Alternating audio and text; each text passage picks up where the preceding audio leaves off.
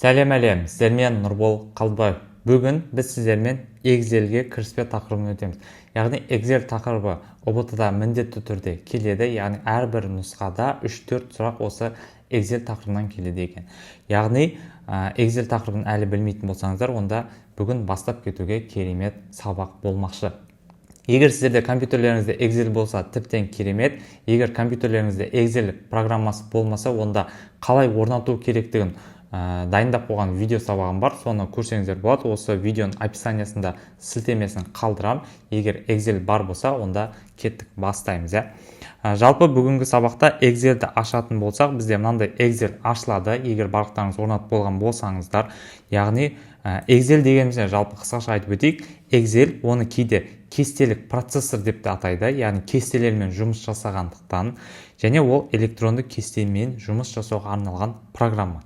Түсінікті, Енді Excel-де біз не істейміз? Жаңа формулалар бар, бухгалтерлік есептер, тағы басқа көптеген мәліметтерді енгізіп, суммасын шығару, тағы басқа сияқты көптеген жерлерде қолданылады, оны білесіздер, Енді жұмыс кітабы дегеніміз не? Excel-дегі жұмыс кітабы ол кәдімгі осы файлды айтады екенбіз. Яғни мысалы бізде Excel-ге кіріспе деген мынау файлымыз тұр ғой, осының барлығы не болады екен? Жұмыс кітабы болып саналады екен. Ал жұмыс парақшалары дегеніміз не? Жұмыс парақшалары осы кітаптың ішіндегі әрбір бетін айтамыз. Мысалы, мына жерде бізде мынандай лист 1, 2, 3, 4, 5, 6 деген бар. Осының барлығы бізде не болып саналады? Жұмыс парақшалары болып саналады екен. Яғни сәйкесінше мына плюсті бассақ, біз не істейміз? Тағы да қосымша, мысалы, 7-ші бетті қосып жібердік, 7-ші бетті қостық. Яғни бұған тағы не істей аламыз? Атауын өзгерте аламыз. Мысалы, бет деген сияқты, яғни атында өзгерте беруге болады. Яғни плюсті басу арқылы тағы да бірнеше беттерді қоса береміз, листтарды. Яғни ол бізде не деп аталады? Жұмыс парақшалары деп аталады екен.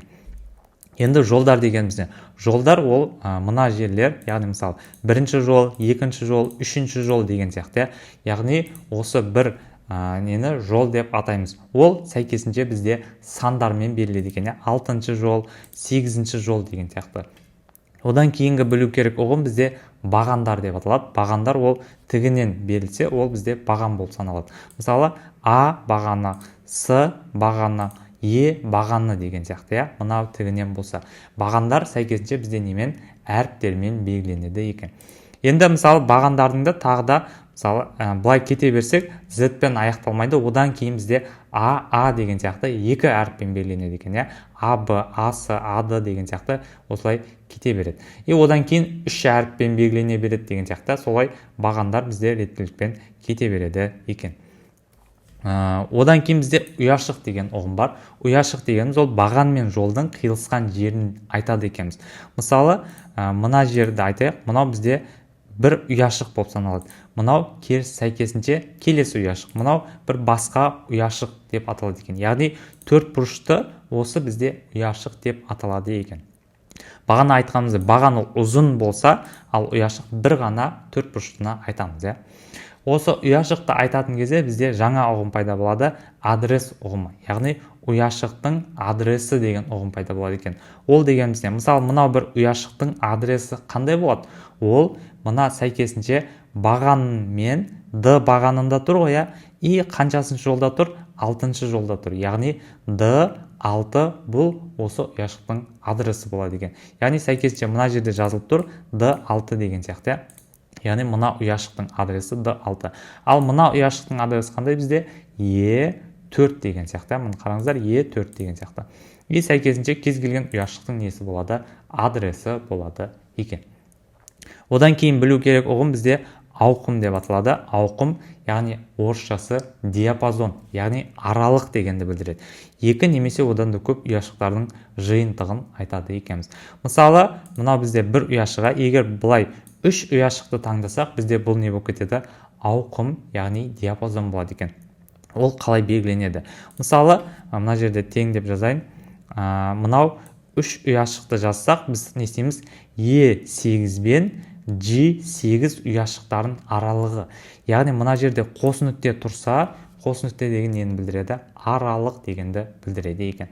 Мысалы, G емес, енді мысалы H деге. H десек, уже бізде қандай? Мынау ауқымда 4 ұяшық бар екен сәйкесінше. иә егер қос нүкте емес нүктелі үтір қойсақ бізде не болып кетеді, ол әр ұяшықты жеке алады екен. E8 ұяшығымен және H8 ұяшығын алады деген сияқты. Былай да жазуға болады, мысалы қос нүкте H8 емес H9 десек, онда қанша ұяшықты алып кетті? Мына аралықта төртеу 8 ұяшықты алады екен, осы аралықта. Түсінікті, иә? Өшіре салайын. Одан кейін ұяшықтардың енін кеңейту немесе кішірейтуге болады. Мысалы, мынау ұяшықтың енін үлкейту үшін мына жақтан былай тартсақ болады. Мына жақтан ширинасын тартамыз. Немесе кішірейте аламыз. Дәл солай кез келген ұяшықты жасай алуға болады. Немесе мына жағынан да кішірейтуге болады, жол жағынан да былай кішірейтіп, үлкейтіп деген сияқты солай өзгерте беруге де болады. Одан кейін Excelдегі маңызды ұғымдардың бірі ол деректердің типі. Деректер типі дегеніміз не? Сол ұяшықтың қабылдай алатын мәндері. Мысалы, оның үш түрі бар: мәтін, сан, формула. Яғни ұбт-да осы үшеуі келеді негізінен. Мәтін дегеніміз не? Мәтін ол кәдімгі біздің жазатын текстіміз, былай жазған сияқты. Яғни текст, сандар тағы басқадан тұруы мүмкін, үтір нүкте тағы басқа деген сияқты.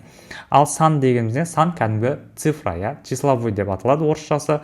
Яғни ол сандық, ақшалай, мерзім болуы мүмкін, кәдімгі сандар болуы мүмкін, немесе күндер болуы мүмкін, уақыт, сағат, процент, денежный тағы басқа. Соның барлығы бізде неге кіреді? Сандық типке кіреді екен. Оны мына жақтан көрсек болады. Мына жерде оң жағын бассақ, мышканың формат ячейкте жерде число деген бар. Яғни мыналардың барлығы осы числоға не істейді екен? Кіреді екен. Одан кейін формула үшінші түрі, яғни бұл да көп қолданылатын түрлердің бірі формула жазу болып табылады. Мысалы, формула жазу дегеніміз не? Формула жазу ол мынандай тең деген белгіні бассақ, уже ол формула деген білдіреді екен. Теңнен кейін біз не істеуіміз қажет? Формула жазуымыз қажет екен. Тең, мысалы айтайық, мына жердегі G20 болсын, G20-ны көбейтейік 2-ге, G20-шы ұяшықты көбейтіп 2-ге, соның мәнін мына жерге жазып бер дейміз. Enter'ді бассақ, бізде не істеді? 20 деген санды шығарып берді. Бұл формула мына жерде тұрады. Мына жерді қарасаңыздар, бұл жердегі формула G20-шы ұяшықты 2-ге көбейтіп тұрмыз деген білдіріп тұр. Яғни бұл формула. Немесе былай да жазсақ болады. Мына жерге тағы бір формула жазайық. 3-ті азайтамыз 1-ді десек, Enter'ді бассақ 2 деп шығарып берді. Яғни әртүрлі формулаларды жаза беруге болады екен. Түсінікті, Енді түсінікті болса, тағы енді мына жерде біз авто толтыру туралы айтып кетейін. Жалпы авто толтыру дегеніміз не? Авто толтыру ол бізде кейбір диапазонға деректер сериясын автоматты түрде толтыру қызметін атқаруды айтады екенбіз.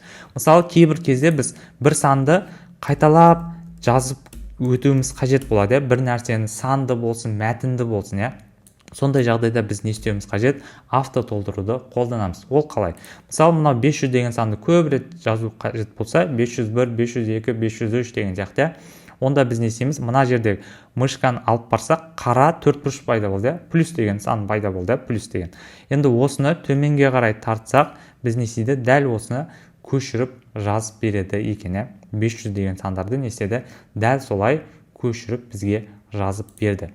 Егер біз оңға қарай тартсақ, оны оңға қарай көшіріп жазып беруші еді. Қайда қарай тартсақ, солай бізде көшіріп жазып береді екен. Егер біз 501, 502, яғни реттілікпен жазғанды қаласақ, онда біз не істейміз? 500 деп жазамыз, келесін 501 деп жазамыз, екеуін белгілеп, төменге қарай тартсақ не істейді екен? Өзі автоматты түрде есептеп береді екен. Яғни 501-ден кейінгі санды 502, 503 деген жақты реттеп береді екен. Түсінікті, дәл солай оңға қарайда жасауға болады.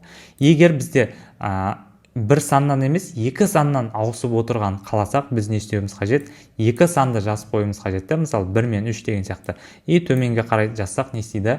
Келесі сан уже 5, 7, 9 деген сияқты сандарды көшіріп береді екен. Дәл солай оңға қарайда жасауға болады. Мысалы, 15, одан кейін 20 десек бізде не істейді? 25, 30 деп шығару қажет. Оңға қарай тартсақ былайынан. Түсінікті, Енді келесі, мысалы, жай ғана бағанағы сандарды айттым. Мына жерде енді формулалар бар. Формуланы да авто толтыру арқылы көбейтуге болады. Мысалы, мына жерде формулада не деп тұр? Тең А4 қосу С4. Яғни мына жердегі А4 ұяшығына қосайық С4 ұяшығын деп тұрмыз, иә. Енді осы формуланы төменге қарай тартсақ, не болады деп ойлайсыздар? Былай тартсақ, бізде формула да өзгеріп кетеді екен. Яғни мына жердегі А4 С4 енді қандай болып кетті? А5 С5 болып өзгеріп кетті. Яғни төменге қарай тартсақ, несі? Жолдың мәні, яғни саны өзгеріп кетеді екен, иә. Осылай автотолтыруда формуланы да өзгерте беруге болады екен. Енді сәйкесінше мына жерде январь, яғни айдың атауы тұр ғой, иә. Осыны төменге қарай бізде тартсақ не болады? Февраль, март, апрель, май, июнь деген сияқты дәл сол айлардың келесі айын көшіріп бере береді екен, иә. Мысалы, июнь, июль деп былай тартсақ, қайтадан январға алып барды бізді. Енді келесі күн болуы мүмкін, иә. Мынандай бір күнді жазсақ, осындай форматта, иә. Осыны төменге қарай тартсақ не істейді? 2 январь, 3 январь, 4 январь деген сияқты күнін бізде не істеді? Ауыстырып, көшіріп береді екен, иә. Одан кейін бізде мынандай, егер біз айын өзгерткіміз келсе, мына жерде 01 ай, 02 ай деп жазып қойдық. Енді екеуін белгілейміз де, төменге қарай тартсақ не істейді?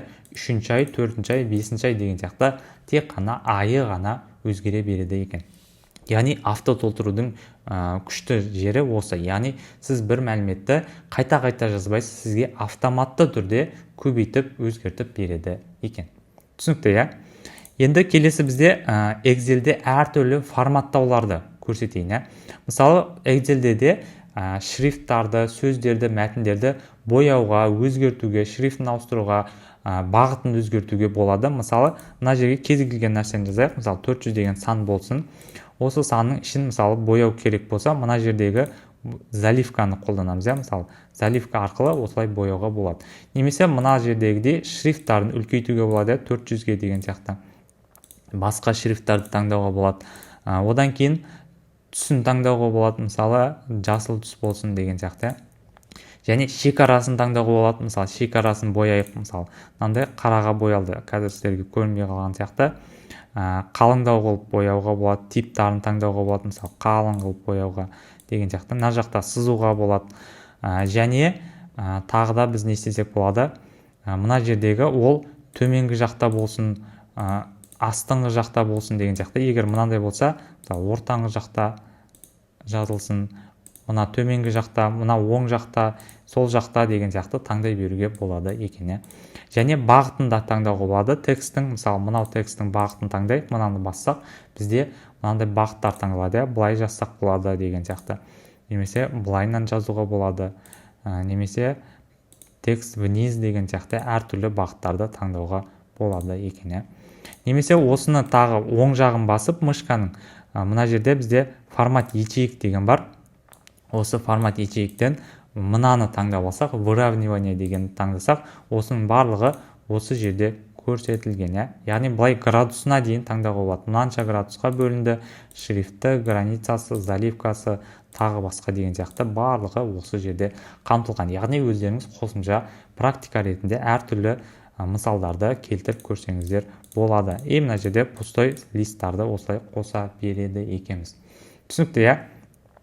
Егер осы сабақ сіздерге түсінікті болса және осы Excel бойынша ұбт-да келетін чек-листтерді алғыңыз келсе, Excel тақырыбы толықтай жазылған тегін чек-листті алғыңыз келсе, онда менің мына жердегі инфология деген парақшам бар. Осы парақшама дайректіне Excel сөзін жазып жіберіңіздер.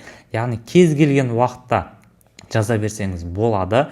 Excel деп жазыңыздар, сол кезде сіздерге сол Excel бойынша чек-листтерді тегін жіберетін боламын. Міндетті түрде жазуды ұмытпаңыздар. Және сіздерге информатика ұбт курсы жайлы мәлімет білгілеріңіз келсе, қызықты болса, осы видеоның описаниясына менеджер номерін қалдырам. Сол нөмірді басып, сол менеджерден курс туралы кез келген уақытта сұрай берсеңіздер болады. Және егер сіздерге сабақ түсінікті болып жатса, және осындай тегін сабақтарды жиі YouTube каналыма шығарған қаласаңыздар, онда осы видеоның астына Excel деген комментарий жазып кетіңіздер, сол кезде мен түсінемін, сіздерге сабақ түсінікті болды, осындай видеоларды жиі шығара берейін деген сияқты. Және осы видеоға міндетті түрде лайк басып қойыңыздар, осы каналға подписаться етіп қойыңыздар, және менің инстаграмыма тоже подписаться етіп қойыңыздар. Ал олай болса сәттілік, келесі сабақтарда сіздермен кездескенше аман сау болыңыздар, қош сау болыңыздар.